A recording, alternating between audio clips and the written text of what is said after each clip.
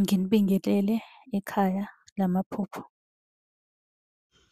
Uma umusha la ekhaya sicela ukuthi ushaye u-subscribe ukuze ngokulandelayo ungaphuthelwa uma sifaka ividiyo. Ukubaluleka-ke kokuthi u-subscribe senzela ukuthi uma ubuza umbuzo kwi-comment sithi masibuya nevidiyo eyimpendulo, i-notification izongena kumakhalekhukhwini wakho ebese ividiyo uyayibona ngokushesha kanjalo.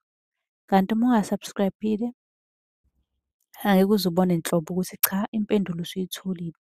Ngakho-ke uma unombuzo buza kwi-comment sizokwenzela ividiyo. Uyakwazi futhi ukusi-inbox-a lapha ku-TikTok usi-follow-we, inbox ucele inombolo ka-WhatsApp ozobuza njalo kuyona ekuseni uma-ke kukhona isibonakaliso obenaso. Nokubaluleka nje kokuthi-ke uwazi ukuthi ngabe lokho osuke ukuphuphile kubika ukuthini. Ake singene-ke kwelanamhlanje sikuchaza. Namhlanje sizokhuluma-ke ngokuphupha ulwandle. Baningi ababelibuza ngalo, ngithi ake ngenzeke ividiyo ngilichaze. Sonke siyalazi ulwandle, kuyenzeka lube luhle libukeke luluhle, kuyenzeka amagagasi uwafice ecasukile, kuyenzeka lungcole futhi. Ngakho-ke kumele ngikucacise konke lokho ukuze kungafiki umuntu kwi-comment ozobuza okuseceleni. Uma kuwukuthi-ke ulwandle lolu wena uluphupha luthukuthele,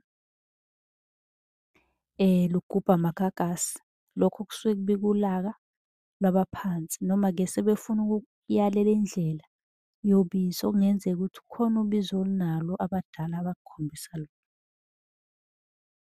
Ukuluphupha-ke luthulile nje kusho ukuthi kunesipho sakho esizayo ozosinikezwa abadala. Yezwa. Ake sithi-ke manje uyabhukuda kulona nje, amanzi-ke awangcolile aklini ahlobile. Uyayibhukudela nje kulona. Kusuke kuyinhlahla leyo, inhlahla oyiphiwe abadala okusho ukuthi kunenhlahla ezayo okumele uyilindele kunokuhle okuzayo. Besicela-ke ukuthi uma unombuzo ubuze kwi-comment sizokwenzela eyakho ividiyo. Kanti uyakwazi ukusilandela ku-TikTok naku-Facebook, usibuze ku-inbox sobe sesikunikeza inamba ka-WhatsApp. Kwi-comment sikuphendule-ke ngevidiyo la ku-YouTube.